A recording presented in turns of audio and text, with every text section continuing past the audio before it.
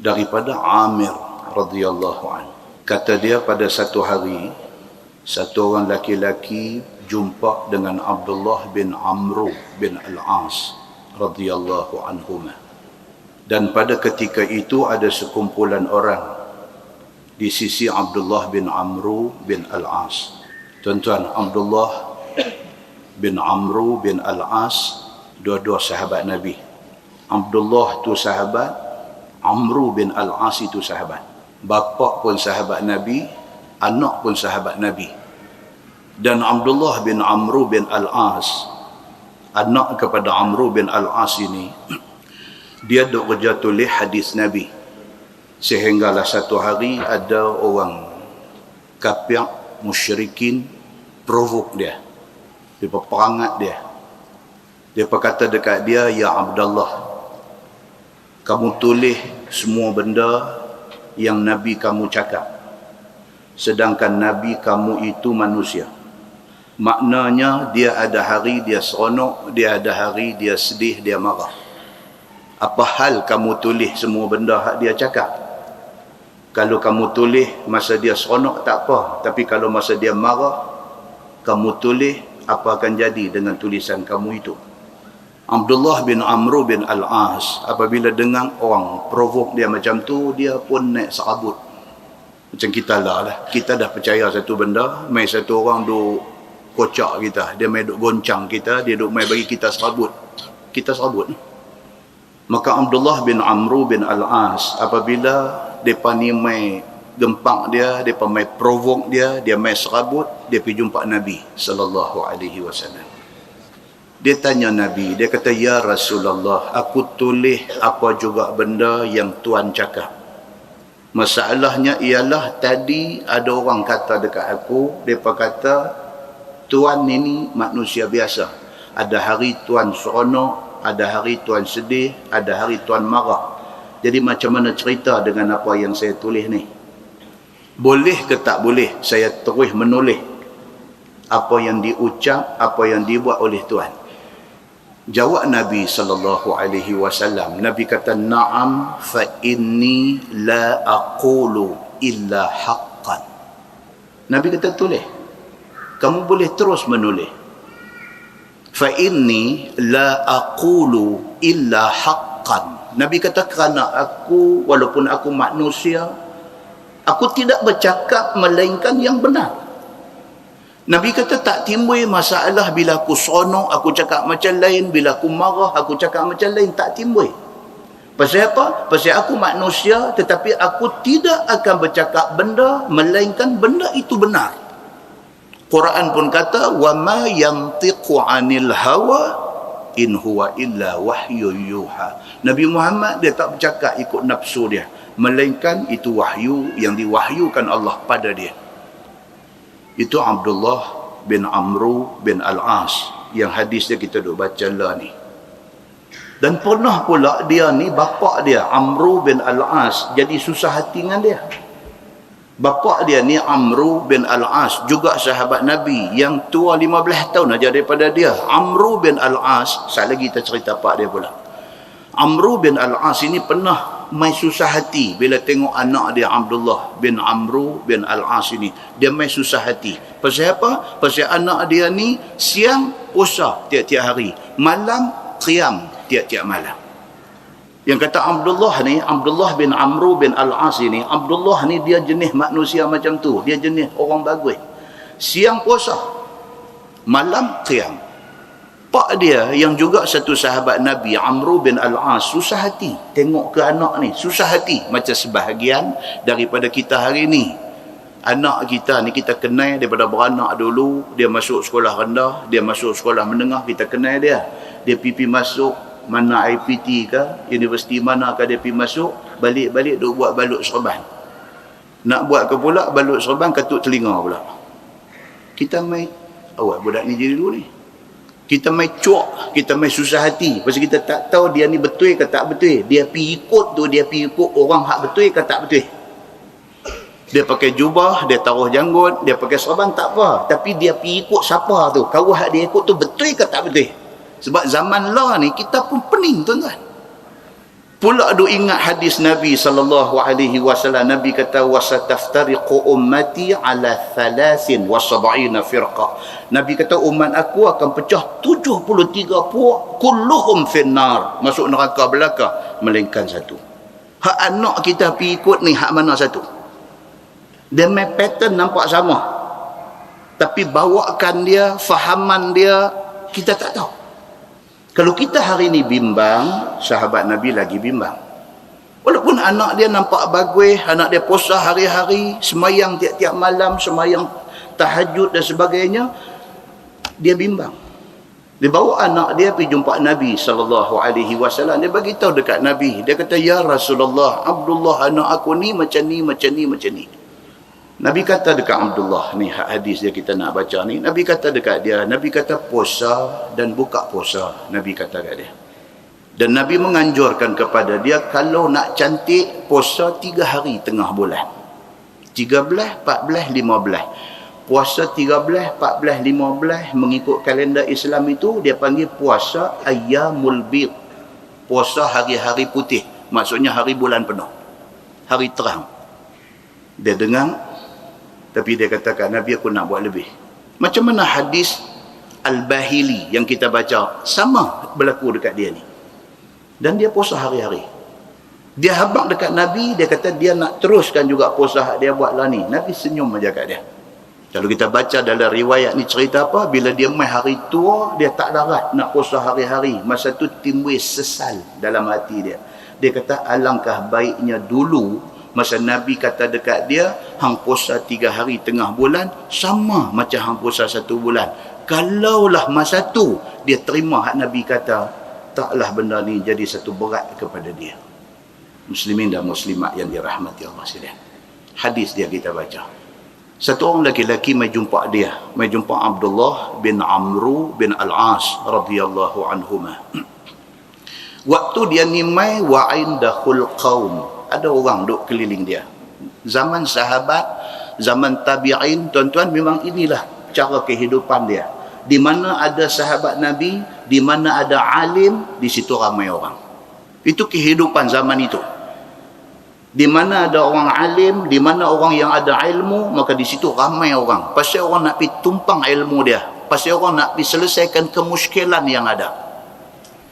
Hatta jalasa indah, kawan mai ni pergi duduk di sebelah Abdullah bin Amru bin Al-As. Dia pergi duduk sebelah.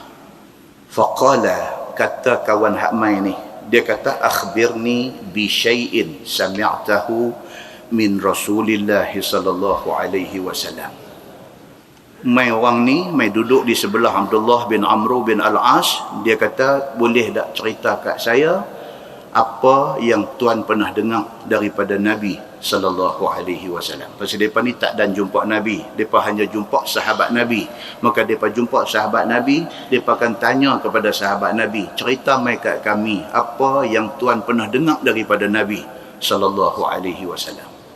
Faqala, kata Abdullah bin Amru bin Al-As, dia kata sami'tu Rasulullah sallallahu alaihi wasallam yaqul al-muslim man salimal muslimuna min lisanihi wa yadihi. Di antara yang aku pernah dengar Nabi beritahu kat kami dulu, Nabi kata orang Islam kalau betul-betul dia tu orang Islam lain selamat daripada mulut dia, selamat daripada tangan dia. Itu betul Islam. Nabi kata kalau betul-betul orang tu orang Islam, mulut tak cakap tak tahuan kat orang, mulut tak buat fitnah kat orang, mulut tak pergi buat cerita benda pelik-pelik dekat orang. Kalau dia betul orang Islam lain selamat daripada angkara mulut dia. Itu Islam. Nabi habaq kat kami, kata Abdullah bin Amru bin Al-As radhiyallahu anhuma. Dan Nabi bagi tahu kat kami, wal muhajir man hajara ma nahallahu anhu.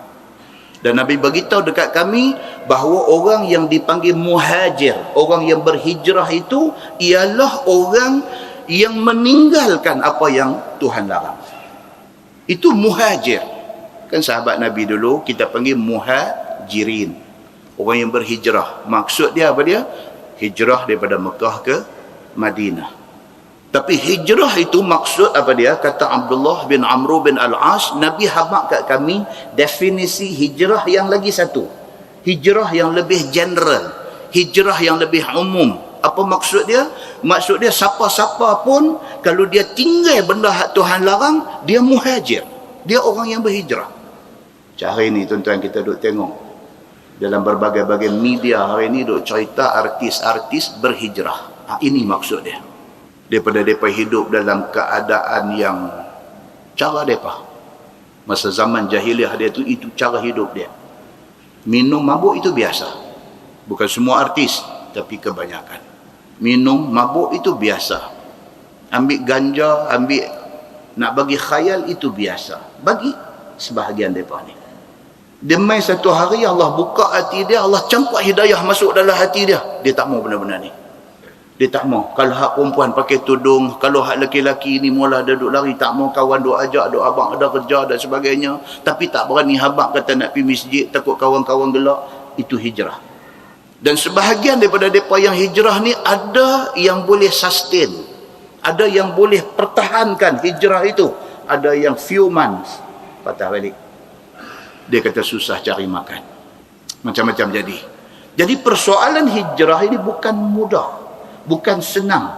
Satu orang yang Nabi kata, al-muhajir man hajara ma nahallahu anhu.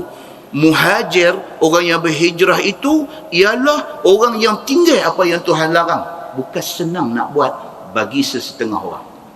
Bagi kita yang tak biasa sangkut dengan benda-benda tak ketahuan ni tak ada masalah. Tapi bagi orang yang dah duduk dalam kelebok tu, dia panggil kelebok. Nak lari tuan-tuan, dalam kelebok ni nak lari, macam mana orang duk lari dalam laut? Susah tuan-tuan. Seorang duk atas pantai, seorang duk dalam laut, lawan lari. Hak atas pantai ni laju jugalah, walaupun kaki duk terbenam pasir. Hak dalam laut ni punya kuntau pun baru pergi sikit. Tu maksud dia apa? Kelebong. Dia dah duduk dalam kelebong tu, dia nak lari keluar daripada kelebong tu tuan-tuan. Ya Allahu Akbar. Tanya mereka, mereka boleh cerita.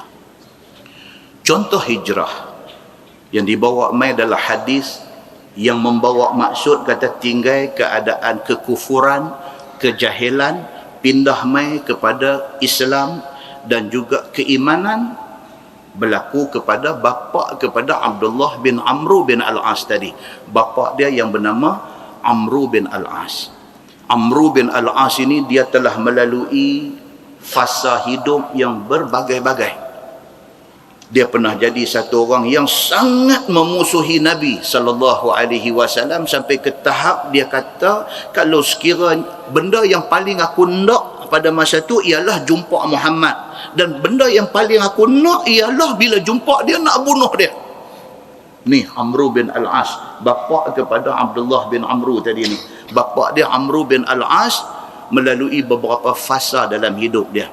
Fasa pertama, dia satu orang kafir dan tidak ada manusia yang dia paling benci di atas muka bumi ini melainkan Muhammad. Dan dia kata pada masa tu, dia kata aku kalau boleh, dia kata wala ahabba ilayya an akuna qad istamkantu minhu faqataltu. Yang paling aku nak pada masa tu jeremuh dengan Nabi. Jeremuh tau. Yang aku nak sangat pada masa tu, biar aku pada satu hari bertembung dengan Nabi, aku berjumpa dengan Nabi, faqataltu, garanti aku bunuh Muhammad ni. Pasal apa? Pasal dia kata aku tidak ada manusia wa ma ahadun asyadda bughdan li Rasulillah sallallahu alaihi wasallam. Tidak ada manusia yang aku paling benci di atas muka bumi ini melainkan Muhammad, itulah aku paling benci. Dia benci Nabi padahal dia tak kenal Nabi. Nampak tuan? Berapa ramai orang hari ini macam tu. Dia tak suka dekat satu orang padahal dia tak kenal pun kawan tu. Dia tak pernah pun duduk semeja minum teh dengan kawan tu. Dia tak pernah pun pergi rumah kawan tu. Dia tak pernah pun dapat masa duduk dan bersembang untuk nak kenal hati budi kawan tu. Dia tak pernah, tapi dia benci. Pasal apa tak pernah tapi benci? Pasal dia dengar ni. Samma'una lil kadhib ni, orang-orang yang duk main cerita benda bohong dekat dia ni banyak. Orang ni main duk mak dia ni, mengarut dia ni, hang tahu satu hari dia lagu ni, dia duk dengar benda tu, sedangkan dia tak kenal pun batang tubuh yang dia benci tu. Demikian hal berlaku kepada Amru bin Al-As. Dia benci Nabi sedangkan dia tak pernah kenal Nabi. Dia kata falau muttu ala tilkal hal lakuntu min ahli nar. Dia kata kalaulah masa aku duk benci Nabi itu Tuhan bagi aku mati, confirm aku ahli neraka. Dia kata dia mai fasa kedua dalam hidup dia, dia kata aku sudah masuk Islam. Cerita Amru bin Al-As masuk Islam ni pula tuan-tuan satu cerita panjang. Amru bin Al-As ni masuk Islam ni, cerita dia apa? Cerita dia atas kebencian dia kepada Nabi SAW tu, dia sampai ke tahap pi ke Habsyah. Dia benci dekat Nabi. Dia dengar Nabi hantar satu kumpulan sahabat pi ke Habsyah untuk jumpa Najasyi. Kumpulan itu diketuai oleh Ja'far bin Abi Talib. Siapa Ja'far bin Abi Talib? Sepupu Nabi, dua beradik dengan Sayyidina Ali. Dia hantar pergi ke Habsyah, pergi ke sana untuk berjumpa dengan Najasyi, Raja Habsyah. Pasal Raja Habsyah ni dia beriman dengan kitab Samawi. Dia tak Islam lagi, tapi dia beriman dengan kitab langit. Dia dengar Amru bin Al-As dengar kata Nabi hantar sekumpulan sahabat pergi jumpa Najasyi. Dia pi sama ni, punya busuk hati ni, punya jahat. Dia pi sama. Dia sampai di depan Najasyi. Masa dia sampai, dia nampak utusan Nabi keluar. Dia masuk menghadap Najasyi ni. Dia kata kepada Najasyi ni, dia kata tuanku, dia kata tadi tuanku yang masuk jumpa tuanku tu, untuk makluman tuanku, itu utusan kepada orang yang menjadi musuh nombor satu kami di Mekah. Dia pergi habaq dekat Raja Najasyi. Dia kata wahai tuanku, dia kata hak masuk jumpa tuanku tadi, hak keluar tu, itu adalah utusan kepada orang yang paling kami benci dan musuh nombor satu kami di Mekah. Najasyi dengar macam tu, tuan-tuan boleh rujuk di dalam hadis riwayat Imam Ahmad. Najasyi buh satu penampak dekat dia ni. Hadis tu panjang. Masa dia sampai jumpa Najasyi tu, dia persembahkan barang-barang kulit yang dia bawa daripada Mekah ni. Najasyi seronok. Dah lepas seronok, Najasyi ucap marhaban dekat dia, sambut dia dan sebagainya. Amru bin Al-As zaman dia belum masuk Islam ni. Bila dia sebut aja benda tadi ni, dia kata tuanku yang masuk jumpa tuanku tadi adalah utusan kepada orang yang paling kami benci di Mekah. Najasyi buh penampak dekat dia. Kalau tuan-tuan baca dalam hadis tu, cerita dia apa? Dia kata aku rasa macam hidung aku patah kena penampak Najasyi ni. Kalaulah pada ketika itu ada satu lubang di atas muka bumi ni, aku nanti ronat. Itu sebab bila sebut perkataan-perkataan yang dia panggil apa? Exhaustic ke apa ke? Perkataan-perkataan yang antik macam tu, bila sebut dia kena tanya, tahu tak bersepah hadu ikut Zoom kuliah ni merata tempat duduk. Dia kata ronot pula. Ronot ni apa? Dia kata kalaulah bumi ni ada satu lubang, Amru bin Al-As kata pasti aku akan selinap masuk dalam lubang tu kerana takut kepada marah Najasyi ni. Itu adalah hadis yang panjang cerita macam tu. Najasyi terus marah dekat dia. Najasyi kata dekat dia, hang nak suruh aku serah dekat hang orang yang mai jumpa aku tadi? Hang tahu tak dia ni siapa dia? Dia ni adalah utusan kepada satu orang manusia. Yang manusia ni, manusia yang pernah berjumpa dengan Namus. Dia kata, Namus ni, siapa dia tuan-tuan? Jibril alaihi salam. Kalau tuan-tuan baca dalam hadis Waraqah bin Naufal, dia pun bila Khadijah mai habang dekat dia, Muhammad ni sudah pi ke gua jumpa dengan macam ni. Waraqah bin Naufal kata apa? Muhammad jumpa Namus. Namus itu bahasa Ibrani yang membawa maksud Jibril alaihi salam. Kata Najasyi, dia kata hang nak suruh aku serah orang yang jumpa aku. Hang tahu tak dia tu siapa? Dia tu utusan kepada satu orang yang pernah jumpa Namus. Dia kata Siapa Namus ni? Namus ini adalah orang yang pernah jumpa Musa alaihi salam. Dia kata, Jibril pernah jumpa Musa. Hari ini Jibril sudah jumpa Muhammad. Dia kata. Terus Najasyi kata kepada Amru bin Al-As tadi. Dia kata, waihaq ya Amru, ati'ni wattabi'hu fa innahu wallahi la'alal haq. Najasyi kata dekat Amru bin Al-As yang belum Islam lagi ni, dia kata, hang dengar kat aku baik-baik, waihaq ya Amru. Dia kata, celaka hang wahai Amru, ati'ni, hang taat aku. Najasyi kata, ni sekarang aku bagi order, aku bagi arahan dekat hang, ati'ni, hang taat kepada aku, wattabi'hu, dan aku mau hang ikut Muhammad. Tuan-tuan, pi dengan tujuan apa? Nak menghasut Najasyi, nak pi tangkap ni orang yang Nabi hantar ni, nak bunuh bang. Tiba-tiba sudah jadi terbalik. Najasyi kata, celaka hang berani mai jumpa aku, suruh aku serah utusan Muhammad ni, hang nak bunuh dia, celaka hang. Lah ni aku bagi arahan dekat hang, ati'ni, hang taat kepada aku, wattabi'hu, dan aku mau hang ikut Muhammad ini. Fa innahu wallahi, kerana sesungguhnya demi Allah, la'alal haq, Muhammad ini di atas kebenaran. Najasyi kata macam tu. Wala yazharanna ala man khalafah, aku nak beritahu dekat hang, Muhammad ini akan menang ke atas orang yang lawan dia. Raja Najasyi kata macam tu.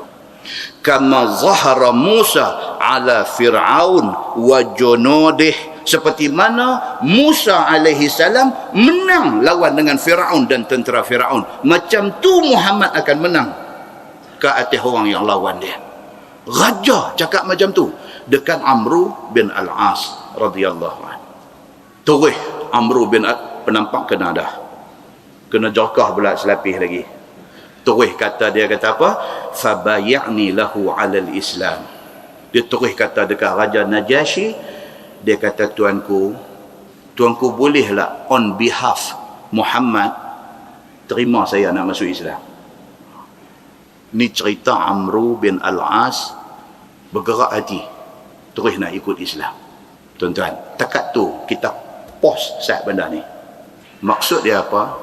Very important bagi dakwah kita ni, kalau sekiranya kita boleh pegang orang macam-macam ni. Very important. Satu raja mau dekat Islam, habis satu negeri. Satu raja mau dekat Islam, habis menteri besar, ketua menteri, exco kerajaan negeri, habis. Raja mau kepada Islam. Raja kata, saya tak mau dah ni hampa duk buat merepek-merepek ni semua. Saya maulah ni kita buat pengisian agama. Ampun tuanku, atuk memang elok. Pejabat siasat kerajaan negeri pun celik-celik mata duk fikir apa program Islam nak buat ni. Pasal apa? Pasal raja mau. Faham tuan-tuan? Itu strategi dakwah. Dan itulah yang digunakan oleh Nabi sallallahu alaihi wasallam.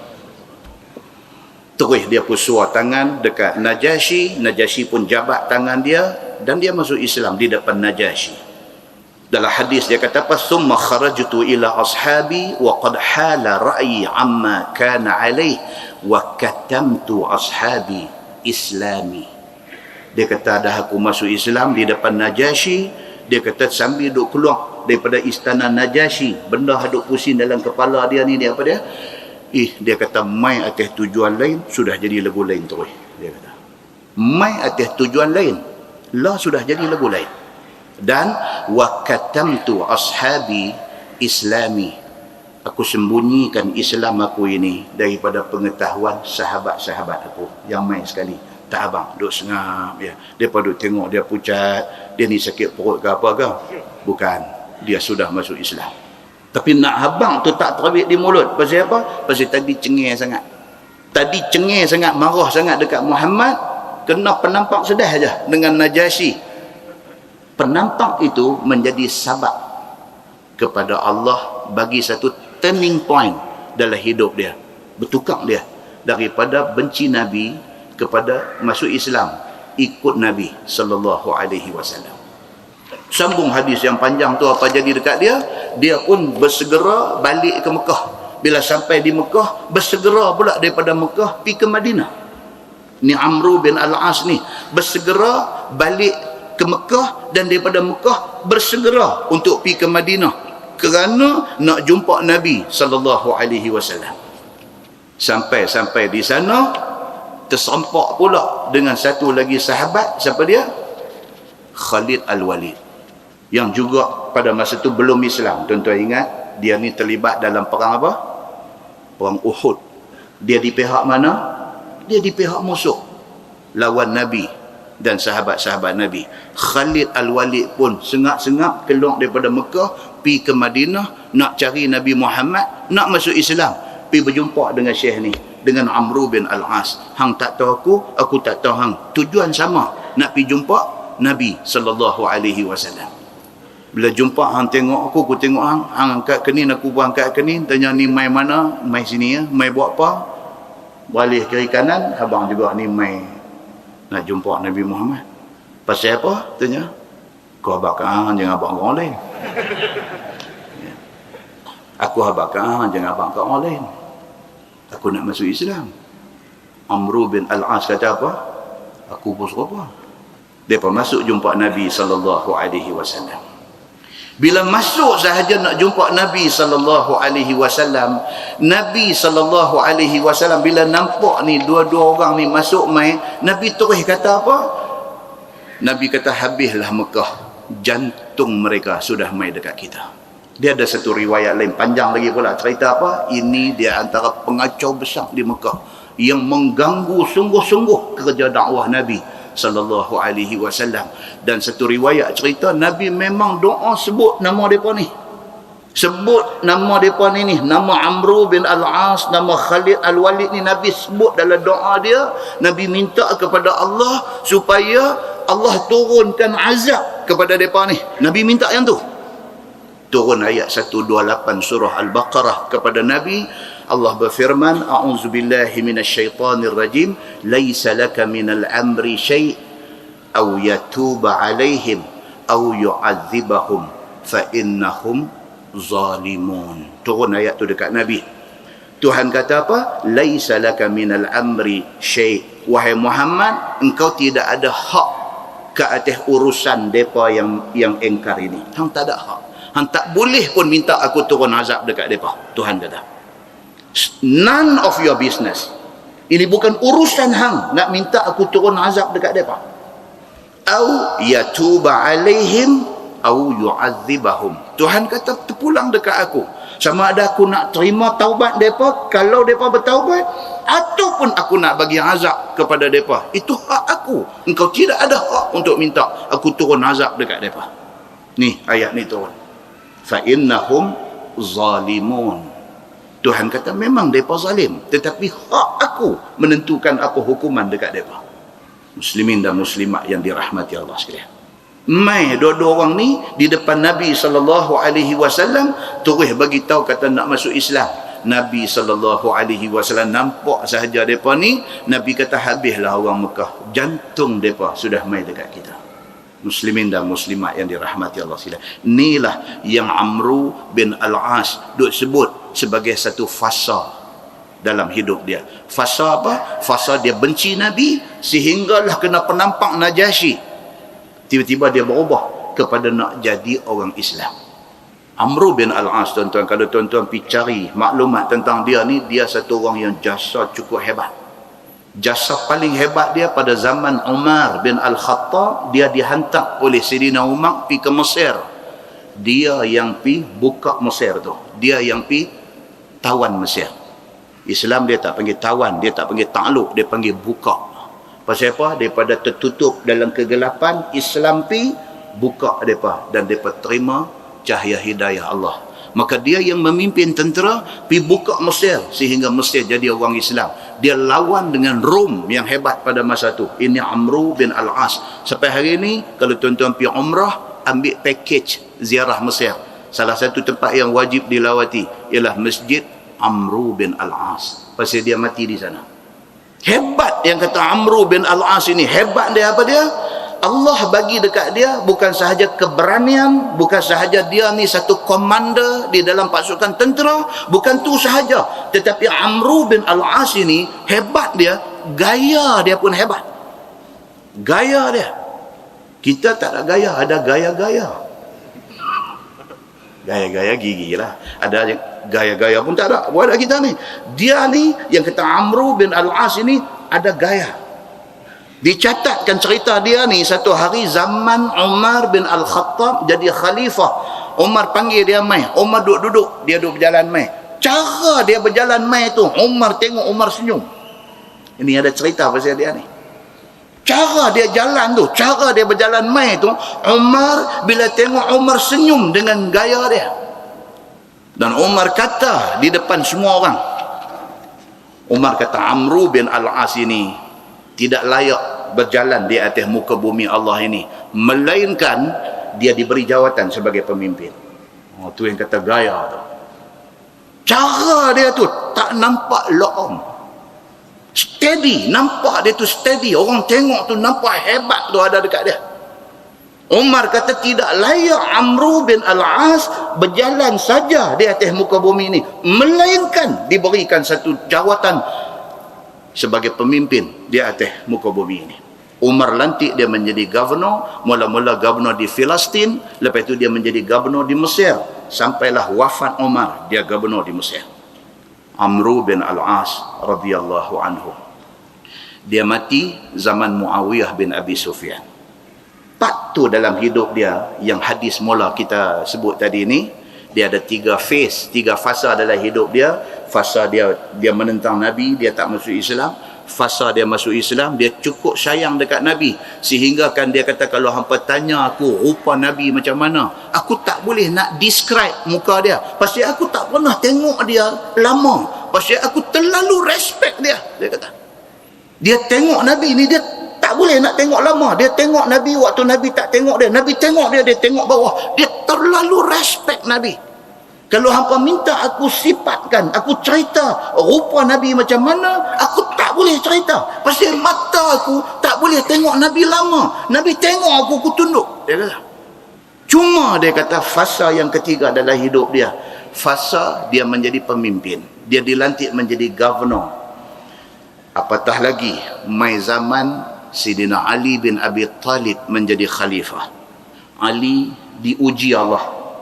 Jadi masalah dengan Muawiyah bin Abi Sufyan, jadi masalah dengan Aisyah radhiyallahu anha, sampai dengan Muawiyah jadi perang, dipanggil perang Siffin. Dengan Aisyah jadi perang, dipanggil perang Jamal. Ni kena zaman Ali. Bila berlaku clash di antara Ali bin Abi Talib dengan Muawiyah bin Abi Sufyan, Amru bin Al-As memihak kepada Muawiyah. Ni satu, dia galat sikit, dia ada rasa galat sikit, pasal dia tahu Ali itu siapa, tapi dia kenal Muawiyah. Muawiyah adalah katibul wahyi, penulis wahyu zaman Nabi. Dan isu yang berlaku ni pun bukan isu apa pun, isu Sayyidina Osman kena bunuh. Bila Osman mati kena bunuh, naik Sayyidina Ali. Bila Ali naik menjadi khalifah, Ali lambat sikit mengambil tindakan ke atas pembunuh Sayyidina Osman. Lambat itu menjadi isu. Nampak? Di situlah third party masuk. Pihak ketiga, Syiah dan Khawarij masuk, piduk tabung baja bagi subung kebencian kepada Ali dan kebencian kepada Muawiyah bin Abi Sufyan. Third party main peranan bagi dua sahabat ini jadi masalah. Isu dia jadi macam tu. Dia memihak kepada Muawiyah, sehingga kan bila nak jadi perang, dalam perang Siffin tu nak jadi perang, beberapa orang sahabat besar, di antaranya Al-Bahili, di antaranya Abu Darda, mereka cuba untuk jadi orang tengah, nak bagi tak bergaduh di antara Ali dengan Muawiyah ni. Mereka pergi jumpa Muawiyah, Abu Darda dengan Al-Bahili pergi jumpa Muawiyah. Dia berkata, wahai Muawiyah, hang sedang tak hang nak perang ni dengan Ali? Hang tahu dah Ali ni siapa? Dia bukan sahaja sahabat Nabi, dia bukan sahaja sepupu Nabi, dia menantu Nabi. Macam tu punya derah tu tak faham lagi, mengharung. Nak bagi kita, nak bawa tuan-tuan ni pergi duduk tu dalam suasana tu. Betapa konfliknya masa tu. Konflik sahabat-sahabat ni. Ali pun bagus, Muawiyah pun. Siapa betul? Tak, yang Ali pun awak yang pergi lambat ambil tindakan. Ada sebahagian ingat macam tu. Yang sebahagian pula kata Ali bukan saja lambat. Nak tangkap orang, nak tuduh orang, nak hukum orang ni tak boleh kalut. Dia jadi macam tu. Apapun Amru bin Al-As memihak kepada Muawiyah bin Abi Sufyan dan mereka kalah, menang Sayyidina Ali bin Abi Talib, menang di dalam perang Siffin itu, menang Sayyidina Ali. Apapun lepas habis wafat Sayyidina Ali, naik anak dia Sa'd, Sayyidina Hasan, naik Sa'd saja. Lepas itu dia serah jawatan itu kepada Muawiyah bin Abi Sufyan. Muawiyah naik jadi khalifah. Muawiyah melantik, semula dia pernah dipecat, itu cerita lagi satu panjang pula. Muawiyah lantik balik dia untuk menjadi governor di Mesir, sehingga akhirnya dia mati di Mesir. Muslimin dan muslimat yang dirahmati Allah sekalian, ulama dalam melihat isu ni, di antara dua sahabat besar ni, ulama cari satu jalan nak mengelakkan kita ni hak tak pasal-pasal di kemudian ni piduk memihak mana satu. Ulama ambil satu jalan, jumpa satu hadis sahih, riwayat Al-Bukhari pun ada, riwayat Muslim pun ada. Hadis kata la taqumus sa'ah hatta taqtatila fi'atani azimatani yakunu bainahuma maqtalatun azimah da'watuhuma wahidah, atau kama qal. Hadis sahih, riwayat Al-Bukhari pun ada, riwayat Muslim pun ada, sama. Nabi sebut masa Nabi hidup dulu, Nabi kata kiamat tidak akan jadi sehinggalah ada dua puak Islam yang besar yang berperang dan berbunuh-bunuh. Nabi kata kiamat tidak akan jadi sehinggalah Islam, semua Islam bukan bergaduh saja sampai berbunuh-bunuh. Yakunu bainahuma maqtalatun azimah. Nabi kata awal lagi, Nabi kata sampai membawa kepada akibat angka korban, angka mati cukup besar. Nabi kata. Sedangkan da'watuhuma wahidah. Nabi kata sedangkan seruan dua-dua pihak ni sama. Dua-dua bercakap Islam. Muawiyah pun bercakap Islam. Dia menuntut keadilan atas kematian Osman. Apatah lagi Sayyidina Osman sepupu Muawiyah. Dia pergi sangkut kot tu pula. Dan Ali pula dia bukan tak mau ambil tindakan, dia berhati-hati, dia tak mau salah ambil tindakan. Dan dua-dua pun nak ajak kepada Allah, tapi pergi jadi bergaduh antara dua ni. Nabi SAW dah sebut, Nabi kata benda ni akan jadi, fitnahnya sangat besar, angka korban sangat tinggi. Muslimin dan muslimat yang dirahmati Allah sekalian, Imam An-Nawawi kata apa? Hadis itu adalah tanda mukjizat Nabi SAW. Nabi bercakap, benda tak jadi lagi, kemudiannya jadi macam yang Nabi cakap. Muslimin dan muslimat yang dirahmati Allah sekalian, itulah yang dikatakan fasa yang terpaksa dilalui oleh Amru bin Al-As radhiyallahu anhu sebagai nak membayar harga hijrah dia daripada kafir jadi orang Islam. Sudah jadi orang Islam, jadi orang berjawatan. Dalam keadaan jadi orang yang berjawatan, terjebak pula di dalam fitnah yang melibatkan persengketaan di antara dua sahabat besar Nabi sallallahu alaihi wasallam. Dia sebut balik benda ni sebelum dia mati. Di Mesir tu dia sebut balik benda ni sambil menangis. Dia kata mudah-mudahan Allah Subhanahu wa taala ampun dia kalau sekiranya dia terkhilaf di dalam hal ini. Tonton tengok yang kata sahabat Nabi. Dia runsin. Bila dia rasa dia takut, dia tersilap, memihak dan sebagainya, dia jadi satu runsin. Dia jadi satu takut. Kita hari ini, kita berbalah, kita tidak ada rasa bersalah.